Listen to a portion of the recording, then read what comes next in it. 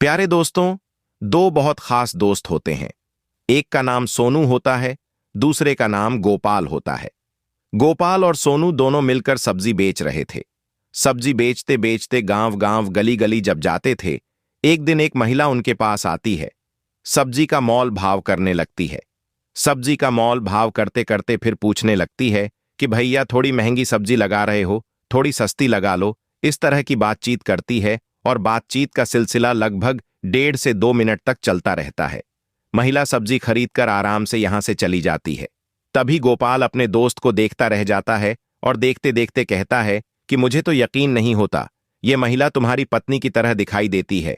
उसी की तरह बात करती है, उसी की तरह मोलभाव करती है। ऐसा लग रहा है जैसे तुम्हारी पत्नी हो। सोनू ने यह बात सुनी और सुनने के बाद उसे बिल्कुल ऐसा लगा जैसे कि कुछ बात हुई नहीं है। तभी गोपाल कहता है कि तुम्हें मैं कुछ बात कह रहा हूं, तुम ध्यान क्यों नहीं देते हो? सोनू कहता है कि ध्यान में इसलिए नहीं दे रहा जिसकी 7 साल पहले मौत हो चुकी हो, जिसकी मौत के इल्जाम में वह 18 महीने तक सलाखों के पीछे गुजार चुका हो, जिसके खुलासे के लिए पुलिस को 10,000 का इनाम भी मिल गया हो। ये तुम्हारी जो बातें हैं वो मनगढ़ंत बातें हैं। अब गोपाल अपने दोस्त के पीछे पड़ जाता है। वह कहता है कि हो ना हो, तुम्हें इस मामले को खुद से देखना चाहिए और तुम्हें क्या, हम दोनों को मिलकर इस मामले को देखते हैं। आखिरकार दोनों दोस्तों ने अब यहां से अपने आप से जांच पड़ताल करना शुरू किया और जांच पड़ताल करने के बाद पता चलता है कि जिस महिला से वह बातचीत कर रहे थे वो दरअसल में सचमुच उस सोनू की पत्नी ही होती है। अब इसके बाद यह मामला अखबारों के माध्यम से जब लोगों तक पहुंचता है तो न केवल पुलिस की फजीहत होती है बल्कि इस घटना की 2 प्रदेशों में गूंज फैल जाती है। लोग सोचने पर मजबूर हो जाते हैं कि आखिरकार पुलिस इस लेवल पर ऐसे काम करती है कि जिससे क्या किसी की भी जिंदगी खराब हो सकती है, बर्बाद हो सकती है। और इस कहानी में भी कुछ ऐसे ही होता है। कई जिंदगियां थीं जो पूरी तरह से बर्बाद हो गई थी। दोस्तों, आज की जो सच्ची घटना मैं आपको सुनाने जा रहा हूं, ये सच्ची घटना है। राजस्थान प्रदेश का एक जिला है दौसा, और दौसा जिले में ही मेहंदीपुर बालाजी एक धार्मिक स्थल है। यहां पर दूर दराज के लोग दर्शन करने के लिए आते हैं। ऐसे ही एक व्यक्ति जिसका नाम सूरज प्रसाद गुप्ता होता है, उसकी पत्नी उर्मिला देवी होती है और एक बेटी होती है जिसका नाम आरती होता है। तीनों ही बालाजी में दर्शन करने के लिए जाते हैं। दर्शन करने के बाद वो बाजार में मार्केट में घूम रहे थे और घूमते घूमते समाधि वाली गली में बंबई वाली धर्मशाला के पास पहुंच जाते हैं। उसके ठीक सामने एक धार्मिक किताबों की दुकान होती है और तस्वीरों की दुकान होती है। उस तस्वीरों वाली दुकान में जब पहुंच जाते हैं तो यहीं पर आरती तस्वीर देखती रहती है और तस्वीर देखते देखते अलग अलग तस्वीरों के मोल भाव कर रही थी। सामने 2 लड़के होते हैं, एक का नाम गोपाल सैनी होता है, दूसरे का नाम सोनू सैनी होता है। दरअसल सोनू सैनी ही उसको तस्वीरें दिखा रहा था। आरती ने बातचीत करते करते उन दोनों में कुछ ऐसे आंखें चार हो जाती हैं, उन्होंने कभी कल्पना भी नहीं की थी। जैसे ही आंखें चार हो जाती हैं यानी कि दोस्ती हो जाती है। दोस्ती कब कुछ ही पलों में प्यार में बदल जाती है, उन्होंने कभी सोचा भी नहीं था। इसके बाद दोनों एक दूसरे का नंबर लेते हैं और नंबर लेने के बाद दोनों बातचीत का सिलसिला शुरू कर देते हैं। लड़की अपने घर वापस आ जाती है, लड़का अपनी दुकान पर काम कर रहा था। बातचीत का सिलसिला जब लगातार चल रहा था तब दोनों ने फैसला किया, क्यों ना हम शादी कर लें, क्यों ना अपना घर बसाएं। और इसी हिसाब को देखते हुए लड़की एक दिन अचानक ही अपनी मां, अपने पिता को छोड़कर चुपचाप घर से निकल जाती है। और 5 सितंबर 2015 को जब लड़की अचानक से गायब हो जाती है तो उसकी मां और बाप ने उस लड़की को हर जगह तलाश करने की कोशिश की। लेकिन 3 दिन के बाद यानी कि 8 सितंबर 2015 की यह बात है, उस लड़की का अपने ही पिता के पास सूचना पहुंचती है। वह कहती है कि बांदी कोई कोर्ट में जाकर उसने एक सोनू सैनी नाम के लड़के से शादी कर ली है। अब वो उसी के साथ रहेगी। उसके गांव का पता वगैरह सब कुछ वो अपने पिता को दे देती है। कहती है कि तुम बिल्कुल परेशान मत होना, मैं इस नई दुनिया में, नई जिंदगी में पूरी तरह से खुश हूं। अब यह बात सुनने के बाद उसके पिता ने थोड़ा सा तमान कर लिया, तसल्ली कर ली। इसके बाद वो लड़का यानी कि सोनू सैनी अपनी पत्नी आरती को लेकर अपने घर जाता है। घर जाने के बाद अपने ही परिवार वालों को बता देता है कि मैंने इस लड़की से शादी कर ली है। सब कुछ ठीक ठाक चल रहा था और 8 ही दिन बीते थे कि 8वें दिन वो लड़की अचानक से लापता हो जाती है, गायब हो जाती है। गांव के हर एक हिस्से में ढूंढा जाता है, तलाश किया जाता है। उस लड़की का कहीं कोई अता पता नहीं चलता। तभी सोनू सैनी ने अपने ही ससुर को फोन करता है और फोन करने के बाद कहता है कि वह 16 सितंबर 2015 से अचानक लापता हो गई है। मैंने उसको हर जगह तलाश करने की कोशिश की। क्या आरती तुम्हारे पास है या नहीं? जब उस लड़की के पिता को यह बात पता चलती है तो पिता का रो रो कर बुरा हाल हो जाता है। सूरज प्रसाद गुप्ता उर्फ उसकी जो पत्नी होती है उर्मिला देवी, दोनों अपनी बेटी को तलाश करने की तमाम कोशिशें कर रहे थे, लेकिन उसका भी कहीं कोई आता पता नहीं चल रहा था। तभी सूरज प्रसाद गुप्ता अपनी पत्नी को लेकर वृंदावन की कोतवाली यानी कि जिला मथ, उत्तर प्रदेश की जिला मथुरा की वृंदावन कोतवाली में जाता है और जाकर कहता है कि मेरी बेटी अचानक से लापता हो गई है, उसकी कहीं तलाश करा दीजिए। पुलिस ने मुकदमा तो दर्ज कर लिया, लेकिन पुलिस ने इस मामले को उतना गंभीरता से नहीं लिया था जितना पुलिस को गंभीरता से लेना चाहिए था। आखिरकार इस घटनाक्रम को यानी कि उसकी बेटी को गायब हुए 6 महीने का समय बीत जाता है और जैसे ही 6 महीने का समय बीतता है उसके बाद वह बुजुर्ग आदमी जिसका नाम सूरज प्रसाद गुप्ता होता है, वह अखबार पढ़ रहा था और अखबार पढ़ते पढ़ते उसको एक खबर मिलती है कि उत्तर प्रदेश के जिला मथुरा के एक मघोरा थाना लगता है, वहां पर एक लड़की की लाश मिली है। लड़की की उम्र लगभग 32 के आसपास रही होगी। तभी वो व्यक्ति सीधा थाने पहुंचता है और वहां जाने के बाद कहता है कि साहब, हो ना हो, यह मेरी ही बेटी है। अब उस लड़की के जो लाश मिली थी, उस लाश की कोई दावेदारी करने वाला कोई पहुंच नहीं रहा था और जैसे ही सूरज प्रसाद गुप्ता पहुंचता है तो पुलिस ने थोड़ी सी राहत की सांस ली। आखिरकार पुलिस ने इस मामले की जांच पड़ताल करना शुरू कर देती है। सीधा पुलिस की टीम मेहंदीपुर बालाजी जाती है। वहां से सोनू सैनी और उसके दोस्त गोपाल सैनी को हिरासत में ले लिया जाता है, क्योंकि गोपाल सैनी का भी नाम उस एफआईआर में दर्ज कर लिया गया था। पुलिस ने जब इन दोनों को हिरासत में लिया, हिरासत में लेने के बाद इनसे बातचीत करना शुरू किया जाता है कि तुमने कैसे इसको मारा, क्या वजह थी। वो शुरुआत में तो इधर उधर की बातें करने लगते हैं, लेकिन पुलिस जब अपने तरीके से उनसे पूछताछ करती है तब वो बताने लगते हैं।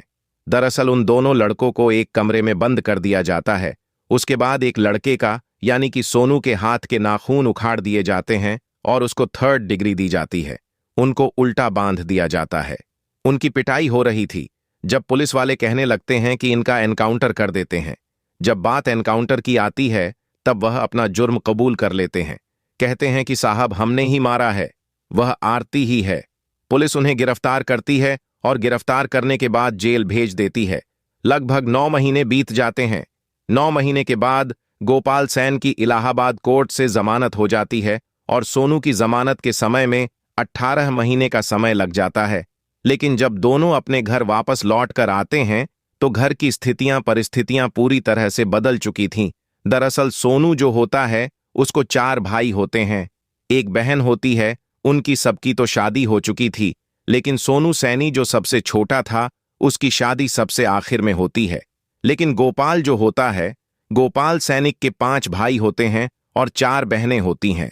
इसका दूसरा नंबर होता है। दूसरा नंबर होने की वजह से बाकी जो बहन भाई होते हैं, इनकी शादी विवाह यह सब कुछ पीछे छूट जाता है। इसका खुद का रिश्ता लगा हुआ था। जब इसे पुलिस ने गिरफ्तार किया था तब इसे 14 दिन के बाद इसकी बारात जानी थी, लेकिन वह रिश्ता भी टूट जाता है। इसके बाद फिर परिवार के लोगों से हर कोई नाता तोड़ देता है। इनसे कोई बातचीत भी नहीं करता। समाज इनका बहिष्कार कर देता है और यह लोग बिल्कुल अलग थलग हो जाते हैं। इनकी जहां भी काम चल रहे थे वह काम भी छूट जाते हैं। अब ये जहां जाते थे वहीं मायूसी हाथ लग रही थी। आखिरकार करें तो क्या करें, इतनी ज्यादा दुखी हो जाते हैं। ऐसी करते करते वक्त आगे बढ़ने लगता है और इस घटनाक्रम को लगभग 7 साल का समय बीत जाता है। यह दिसंबर 2022 की बात है।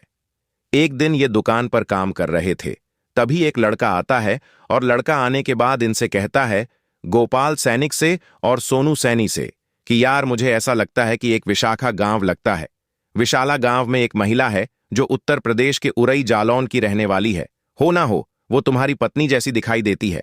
जैसे ही गोपाल ने यह बात सुनी, गोपाल ने अपने दोस्त सोनू से कहा, हमें चलकर देखना चाहिए। लेकिन चलकर देखें, कैसे घर में जाएं, कैसे? इसीलिए उन्होंने एक प्लान बनाया कि अगर हमें उस महिला के बारे में पता करना है तो कुछ ना कुछ नया कुछ करना होगा। इसीलिए वो ऊंट के खरीदार बनकर उस गांव में पहुंच जाते हैं। विशाला में वहां जाने के बाद एक व्यक्ति के पास जाते हैं। कहते हैं कि भाई साहब, हमें ऊंट खरीदना है, तो ऊंट दिखाने की एवज में मात्र 500 दे देते हैं। लेकिन यहां से उस लड़की का यानी कि आरती का कोई आता पता नहीं चलता है। अब ऐसी स्थिति में उन्होंने ठेले का इंतजाम किया। ठेले पर सब्जियां लगाते हैं और सब्जी लगाने के बाद वह पूरे गांव में घूमते रहते हैं। उनका मेन मकसद था, जो घर बताया गया था उसी घर के इर्द गिर्द लगातार घूम रहे थे। तो इत्तेफाक से आरती ही घर से निकल आती है, और जब आरती आती है तो उन दोनों को वो पहचान ही नहीं पाती, क्योंकि उन दोनों ने अपना रूप रंग बिल्कुल पूरी तरह से बदला हुआ था। जब भेष बदलकर वो जिस तरह सब्जी बेच रहे थे, तो उनकी पत्नी यानी कि सोनू की पत्नी आरती जब सब्जी का मोल भाव करने लगती है, तभी मोल भाव करते करते काफी देर हो जाता है। जब यहां से चली जाती है, तभी सोनू और गोपाल कहते हैं कि यह तो सचमुच वही आरती है जिसकी मौत के इल्जाम में हम लोग जेल जा चुके हैं। तभी वो दोनों यहां से सीधा मेहंदीपुर बालाजी पुलिस स्टेशन जाते हैं। वहां के एसएचओ से बातचीत करते हैं और एसएचओ साहब से कहते हैं, अजीत बटसरा से कि साहब, मेरी जो पत्नी फला गांव में है, जीवित है, और देखो हम उसके लिए मैं 18 महीने और यह मेरा दोस्त 9 महीने के आसपास जेल में रहे हैं और हम पर केस चल रहा है। हम रोज तारीखों पर जाते हैं, हम बहुत परेशान हो चुके हैं, आप हमारी मदद कर दीजिए। पुलिस ने जब ये कहानी सुनी तो पुलिस को लग रहा था कि जैसे ये मजाक कर रहे हैं। वो कहते हैं कि बिना सबूतों के हम बात नहीं करते। अब ऐसी स्थिति में यह तो उन्हें पता चल ही चुका है कि वहां पर महिला है, इनकी आरती है, लेकिन आगे कैसे पता करें, इसके लिए इनके दिमाग में एक ख्याल आया। यह मित्र बनकर जाते हैं, यानी कि सरकारी कर्मचारी बनकर जाते हैं। उनके हाथों में रजिस्टर होते हैं। रजिस्टर होने के बाद उसी घर पर जाते हैं और जाने के बाद उस घर के सदस्य को आवाज लगाते हैं और कहते हैं कि हम सरकारी विभाग से आए हैं।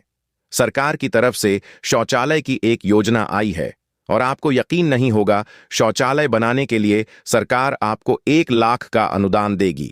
जैसे 1 लाख का नाम सुनते हैं, वो कहते हैं कि सबको तो बहुत कम पैसे मिलते हैं, हमें 1 लाख की बात क्यों कर रहे हो? उन्होंने कहा कि लकी ड्रॉ निकाला जाएगा और लकी ड्रॉ अगर आपका निकल आता है तो देख लेना, आपको 1 लाख मिल जाएंगे।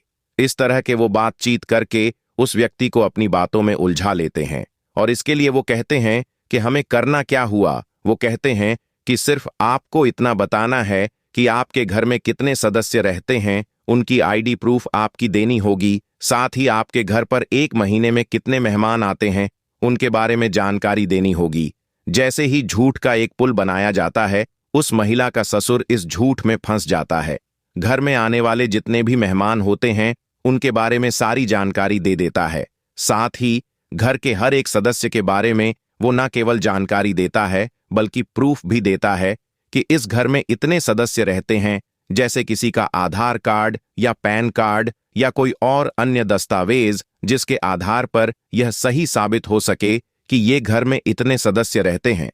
आखिरकार उस डिटेल को लेने के बाद जैसे ही वो पन्ने पलट रहे थे, पन्ने पलटते पलटते पता चलता है कि जिस महिला की तस्दीक करने के लिए आए हैं, जिसका नाम आरती है, वह वाकई आरती होती है, जिसके एड्रेस लिखा हुआ था उरई जालन।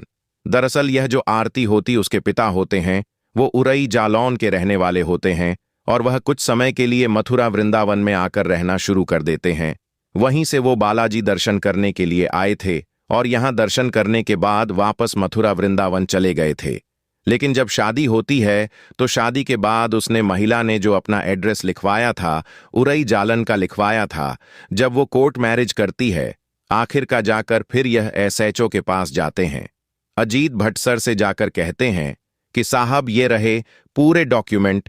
उस घर के अब ऐसी स्थिति में एसएचओ ने मथुरा की एसटीएफ से संपर्क किया और कहा कि तुम्हारा एक केस है, साल 2015 में हुआ था, एक महिला का मर्डर हो जाता है जिसमें आपने खुलासा भी कर दिया था और खुलासा करने के बाद आरोपियों को जेल भेज दिए थे, लेकिन वह महिला मरी ही नहीं है, वो तो जिंदा है।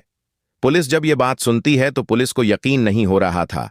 फिर एक टीम बनाई जाती है और वहां जाने के बाद जब दबिश दी जाती है तो उस महिला को उठाया जाता है। उसके बाद गिरफ्तार करने के बाद लेके आते हैं, उससे पूछा जाता है कि क्या कहानी है।